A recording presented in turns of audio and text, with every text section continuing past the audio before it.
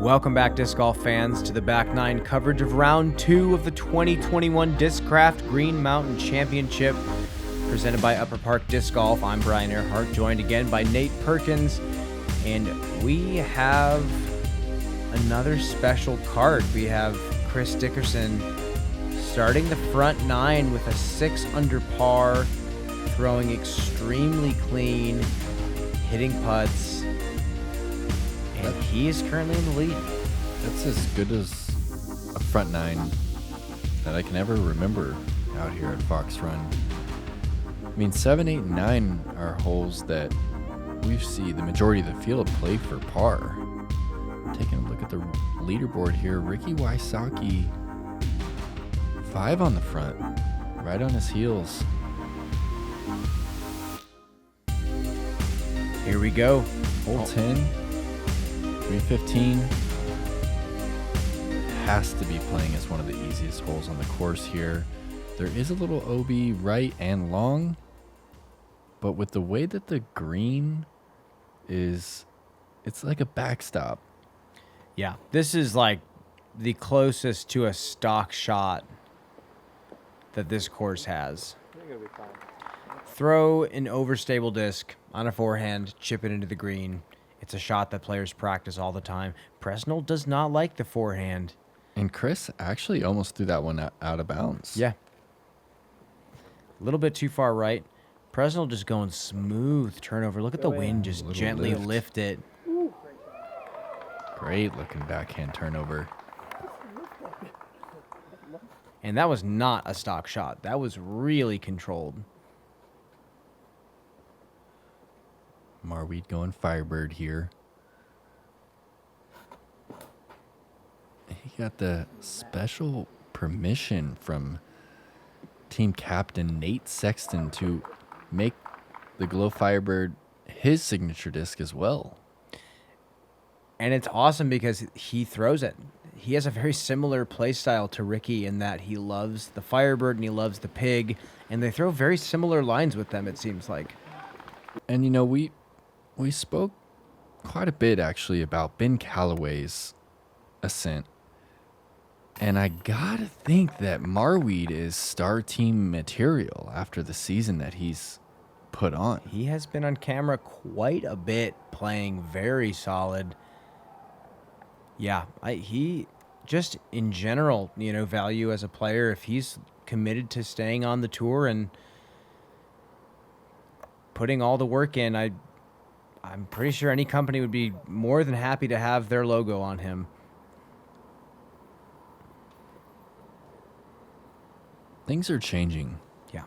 The companies are making more money, and there's value in having your logo on any one of these players' backs as they're competing for these titles out here on the Disc Golf Pro Tour. And it's the media game as well. You know, we're becoming sports entertainment, and the players are the entertainment.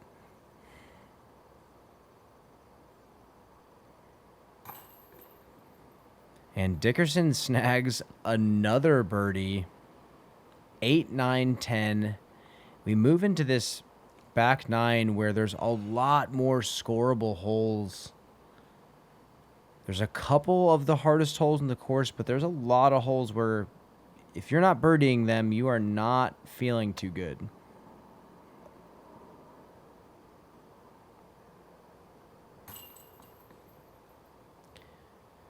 And Presnell taps in a very short birdie. And we move into hole number 11, 600 feet. This nice apple tree kind of splits the fairway. You either go kind of low, flat driver down the middle, or you turn one over on the left side. And then you have this tricky, tight gap downhill over a stone wall, OB all around the basket. Distance is really crucial so you can come into that green softly.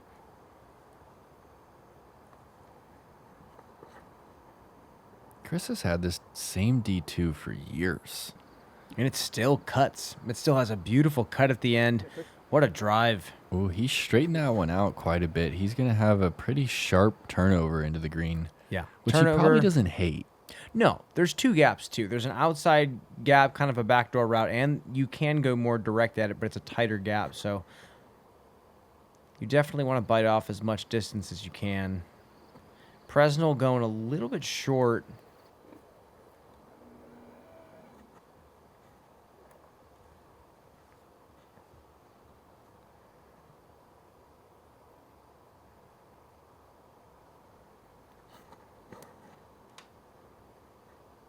And the forehand did not turn enough. That needs to sit down.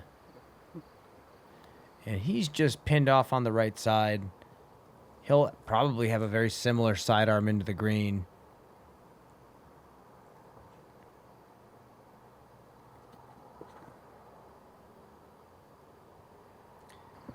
And he doesn't like that one either. And the struggles off the tee continue for Corey Ellis.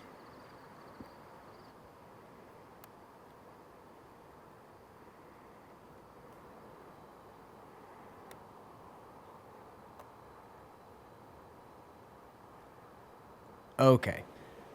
A little bit of a reaction off those rocks. He's going to have a little pitch up to the basket.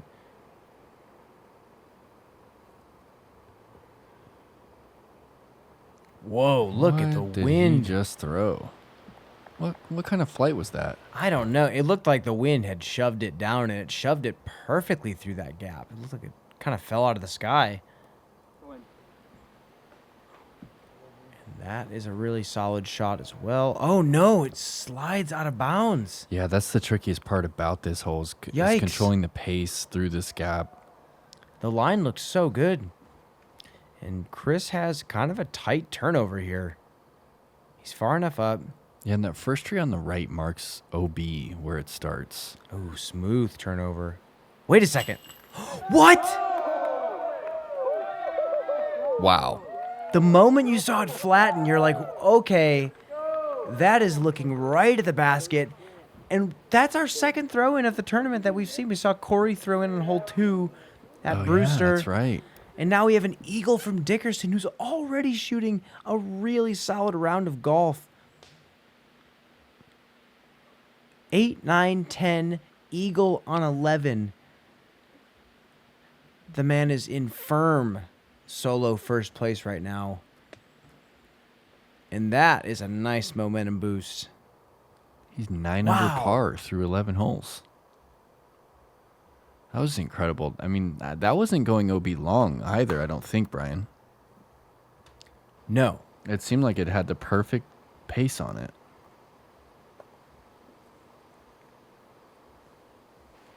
And Andrew hitting early tree there. And he just cashes the not necessarily a comebacker, but hits the tester from 40 feet. After a mistake that could have cost him a stroke.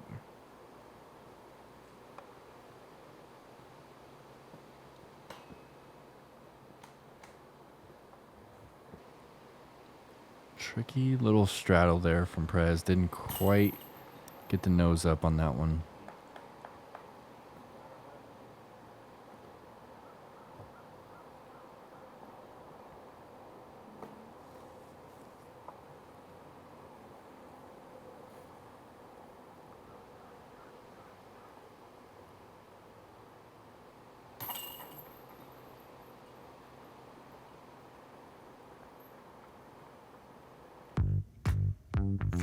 I started playing disc golf with my family when I was 8 years old. When I was 16, I got my first job as a cook at a bowling alley, and that's when I made my first batch of beef jerky. As I got better at throwing, I also got better at making beef jerky. Everyone told me they loved my jerky. After 15 years of making my beef jerky as a hobby, I decided to make it available to everyone. Double G Craft Jerky. Give it a try. You're gonna love it. All right, hole 12, 700 feet. Got this OB wetland in the middle of the fairway that separates the two. You can only throw 350 off the tee here. This one slightly uphill on the second, but a really challenging hole. You can't be right off the tee here or you really pinch your angle off. Yeah, this is all placement on this initial shot. Just a basic hyzer. But you have to practice this hole numerous times to find where the good footing is on this first fairway. What looks to be a decent shot could be stuck in a ditch or on a downslope. There are flat spots, but you have to scope them out ahead of time.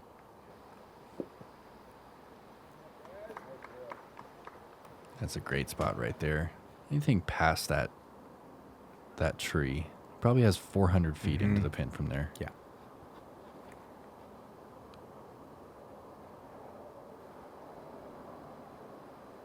And another great backhand from Marwede. That's actually almost perfect positioning.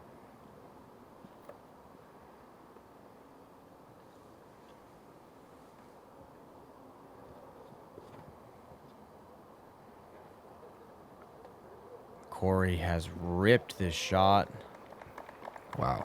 And yeah, he's going to be in prime time. It just came out of his hand fast. I wish we had a radar gun on that one.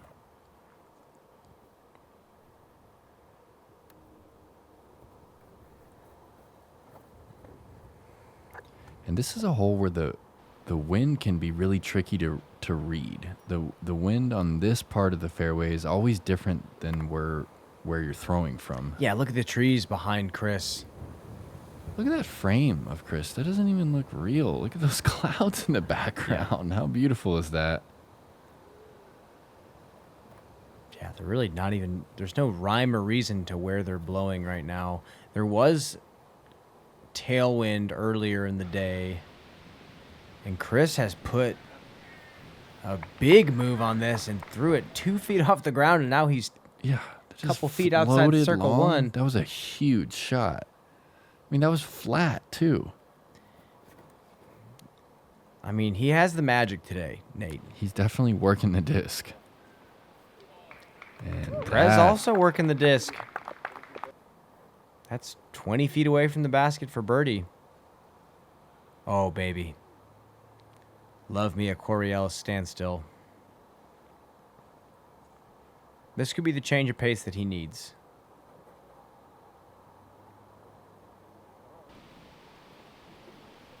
It's got a stick. Nice little touch off that tree. And you know what I've noticed, Brian, about Corey, is that his demeanor hasn't changed. Yeah. With all the failures that he's had today, he's lining up each and every shot with confidence and still hitting it hard. It says a lot about his character. Yeah, and it says a lot about why he's been on camera more this season. Having to fight your ego on the course is one of the toughest things, and once things stop going your way, it's very easy to want to protect yourself emotionally. So being able to break through that is where consistency can begin to come from. And obviously, like you said, Corey he's managing the best he can after snagging a great birdie on this hole.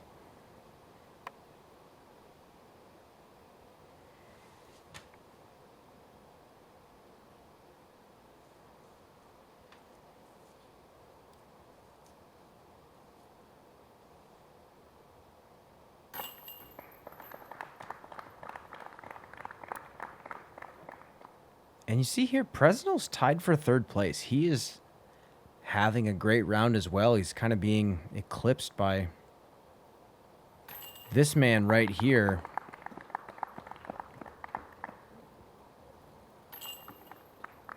But a solid round going so far nonetheless. Marwede taps in his par. We're going to move into hole number 13. Telephone wires. Telephone poles. A nice reference point, actually. You want to kind of throw a hyzer that subtly breaks right in front of that telephone pole. Another stock shot. Yeah. This one is blind. Can't really see the gap from where you're throwing. But like you said, that telephone pole is a great reference, something that is gently hyzering just in front of it. Presnell absolutely parking that last shot. Let's see if Corey can keep that momentum going. That looks a bit more committed. If it gets a flare. It might have.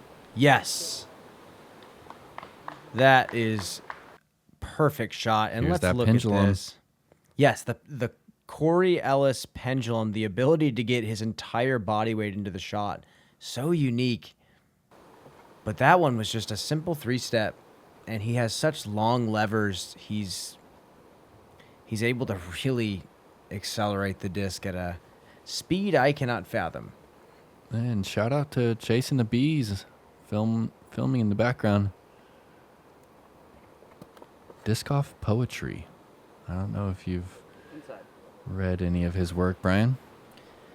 You know, I haven't, but I've seen him all over the place. I'm sure there's a poem or two out there about you. That made me feel all warm and fuzzy inside, Nate. Maybe I'll have to go take a look. Marwede lining up a backhand.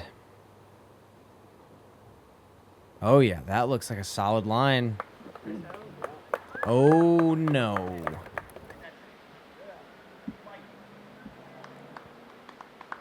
Bit unfortunate. Very close to being a solid shot. Needed to come in a little bit later. I don't think he's missed from that distance yet today, though. Yeah.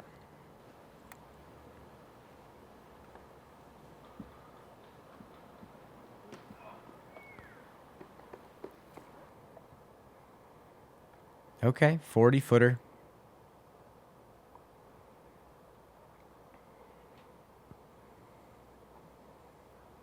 Oh, we are in cookie distance, folks.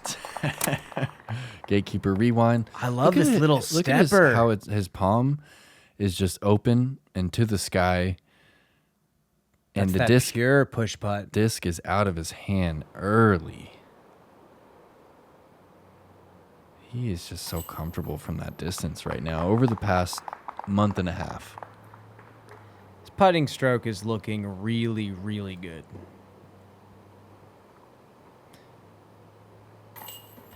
I noticed he used to throw a lot more of these like towering push putts that kind of dive bomb nose down. His ankle is kind of changed up a little bit.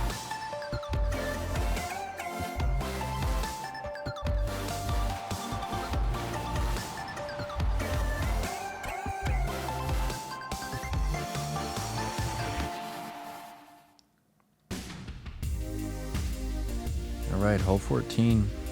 It's only 315. It probably plays closer to 345, slightly uphill, and just so many trees in the way. There is OB right that can kind of get in your head if you hang the hyzer out too wide.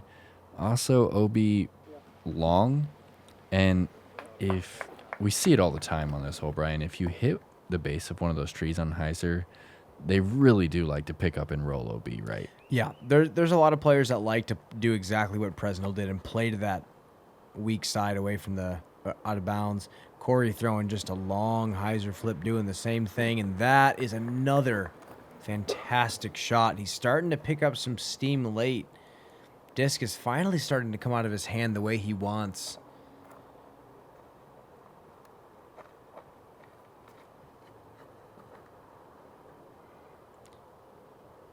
Marwede giving us a backhand clinic today. Oh, yeah. And give us a tree. Added to the disc golf course that Gatekeeper is building with all these wonderful instances of tree love. It's going to be a tough course, Nate.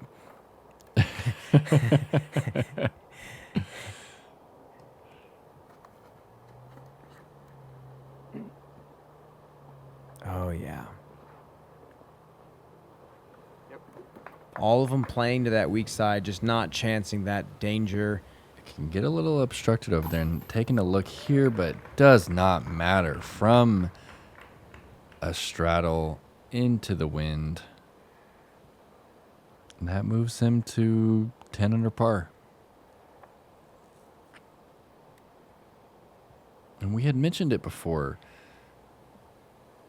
the conditions out here were tough. I mean, Unpredictable. at this point in the day, I believe 7 down was hot, but by many strokes. I mean, the average score for round 2 was closer to par. Yeah.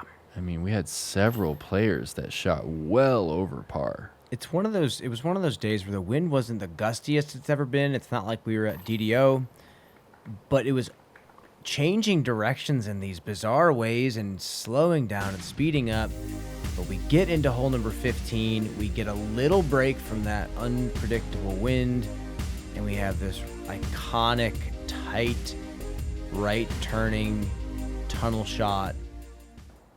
Love this hole. Tough backhand for Presnell. He's got to get this thing flipped up. He doesn't have room for a left to right. He has to kind of flip it and then turn it over late. And that's about as flat as he can get it. And that's going to push a little long, but it gets great play off the trees. And he's going to have some sort of circle 2 look. The rest of the card is likely going to be throwing a forehand.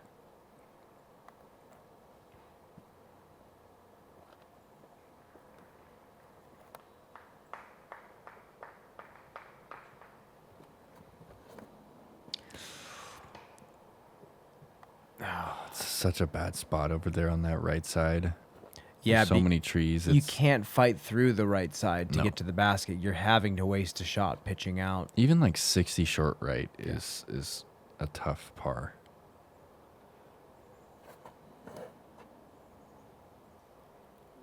And this is just in Marwede's wheelhouse. Give us another tree. All right. We're going to put it on the signature hole of the incredibly challenging Tree Love. Can we Gatekeeper pick disc the golf type course. of trees? Can we get some live oaks out there? Absolutely. Some pecans? Sure. Citrus? Chris stretching this one out a little bit. Also needs some help. Love it. All right. Chris is moving. He's going to move the 20 under par through 15.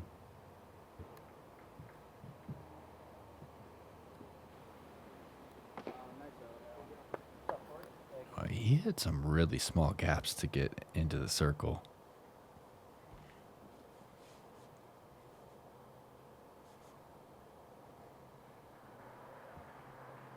Boom! Oh, and the shove putt.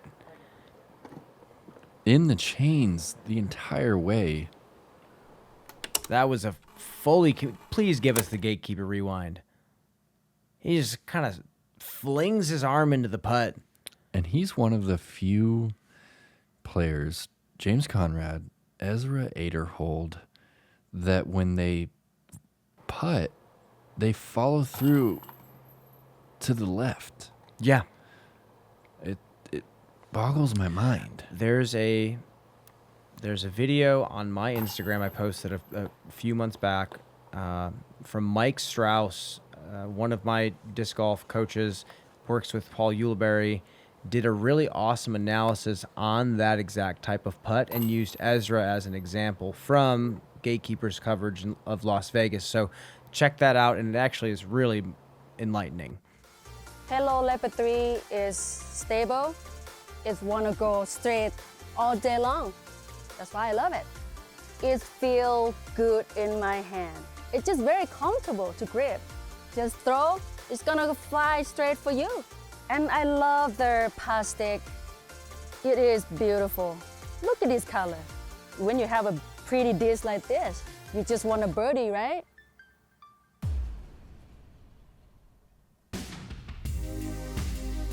All right, hole 16. One of the premium par 4s on this entire property. You've got this 400-foot dead straight tunnel. Another OB wetland right here that separates these two fairways. And you have to land straight. If you bleed off to the right or left, you have no line at the bucket, and you almost have to lay up your second. And the ground on this fairway is just, there's roots everywhere. Yeah, this is one of the toughest tee shots on the course to keep straight. And Presnell just got some fantastic tree love. And falls off the tree. Like, falls away from it, giving him That's a pretty some good room. look.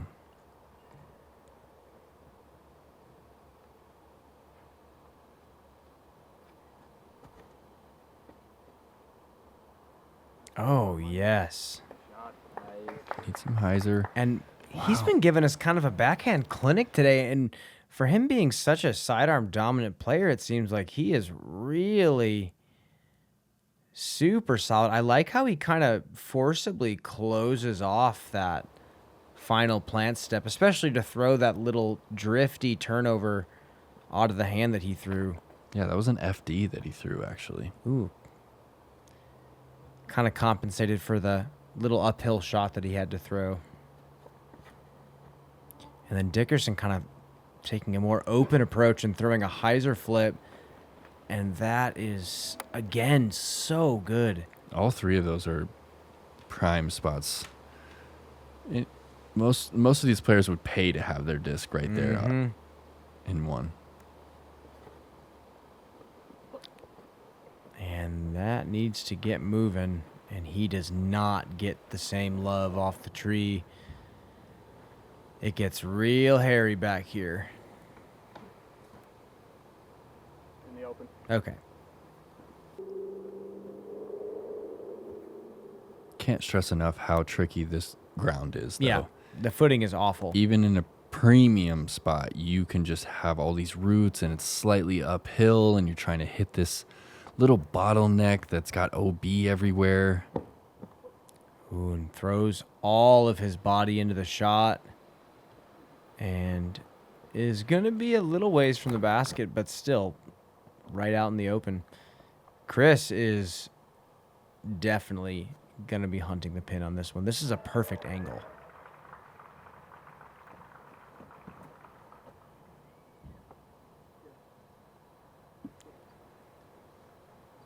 Yeah, not bad at all. A little bit short.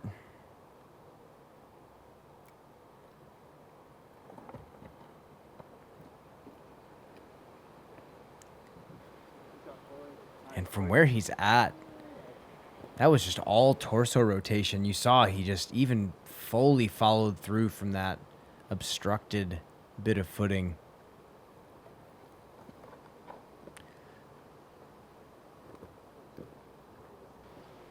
And Marwede again is going to execute well. He's just going to be able to pitch up.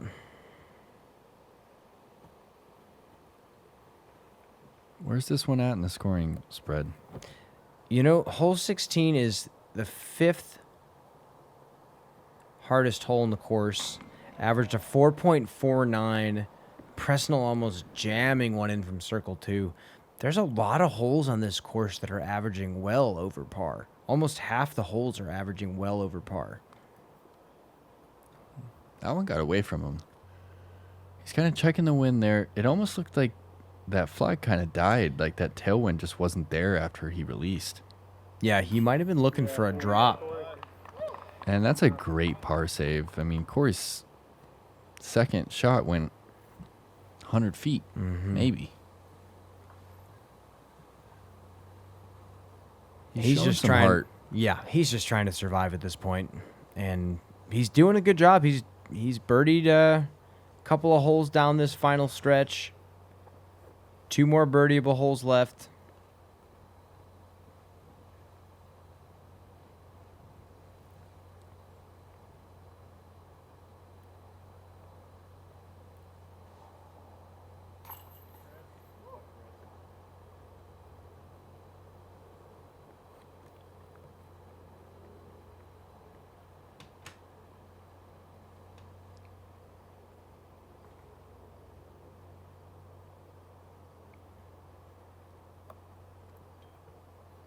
All right. And here we move to number 17, 385, subtle bender around the corner. A little bit downhill. Of course, there's OB all around the basket. This is a lot of trust. It's really hard to get a read on this one. Yeah. It's a lot of trust in your equipment, a lot of trust in the practice you've put in. A lot of players throw a lot of reps on this hole. Is this Raptor? I actually don't. I don't know on this one. Ooh, that a little straight out of the hand, but that was a stable disc. And he has moved inside circle 1, 20 feet. Presnell also putting together a very solid round. Marwede actually going destroyer here. That might be too far left. I think you're right. Oh, wow. Sit down. Safe. Checks up just before. And Dickerson is 20 under par. Solo first.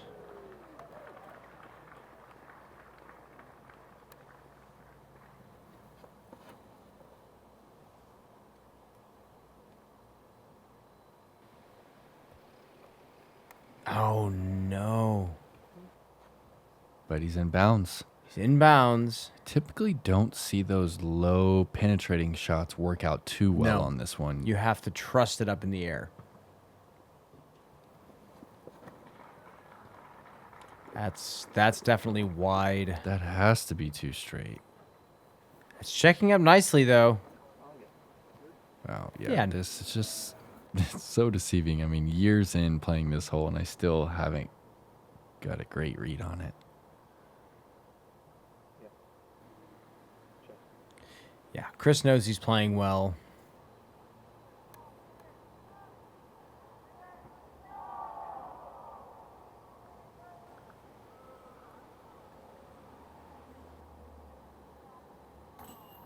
Yes!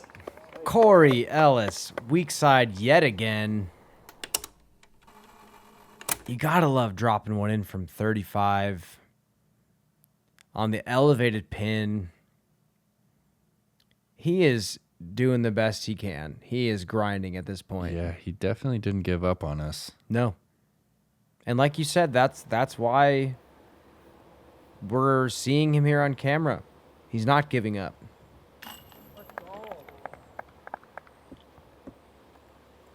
Couple inches from making that one, Yeah, you typically see those kind of catch. especially with the hyzer angle. Presnell. He is just a couple strokes off Chris. And Chris has just gone low this round. Yeah. I mean, Andrew is... He's got to be 9 down. Yeah. That's incredible.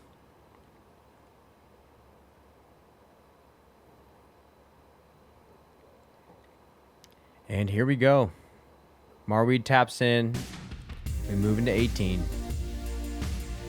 Probably in my Dream 18. This is one of the more iconic holes on the Pro Tour. Just a beautiful, expansive view. Also one of the most challenging holes that we see. This is the hardest hole on the Fox Run Meadows course. Mm-hmm. There's OB right and left. You have to swing it wide if you want to cover some ground. And if you don't get back in bounds, it's basically a re-tee. That's why you see so many big numbers on this hole. Oh, and there's the Velcro grass. We've been getting a little lift on that right side. Lot of drives skipping OB left. It's a better side to miss on, but obviously we're looking to stick them out here. This looks pretty good if it has enough stability to come back. This is crushed. Corey Ellis is a my madman. lord. Anything that gets to that tree is 550. Especially into this headwind. And you're throwing downhill, so it's much easier to put it a little too nose up. Mm-hmm. And that headwind just slows these shots down. Okay. Marwede puts a pretty good height on it. Oh, and he digs right on the edge of the out of bounds line. No skip. And if you remember from, I believe it was last year when Chris took an 8 on this hole, swinging the first couple of drives out wide.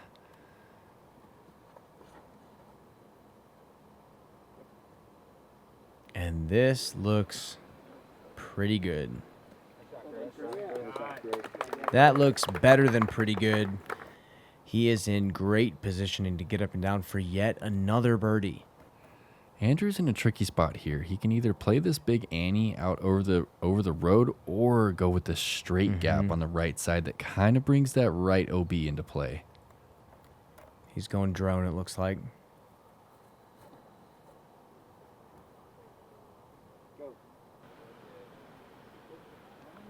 Oh, and he just pures the low gap. He's going to have that for a 10 under par.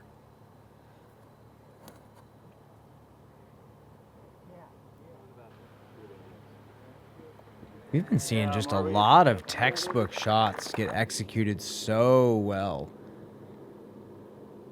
Very clean round. And then here is Chris attacking the green. Sit down. No way. What a round for Chris Dickerson. Again, like you said, we haven't been seeing him too much on coverage, and it's fantastic to see him out here. He is an absolute treat to watch. And that was for the double-digit round, but Presnell's going to walk off this course in tough conditions with a 9 under.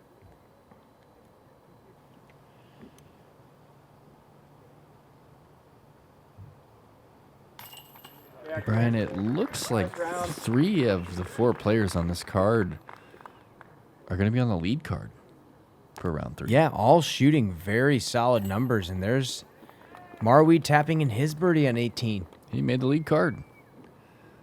I mean, he was just smooth all day. We've been waiting for it. We've been waiting for our chase cards to sneak up to the lead and make a push for the win.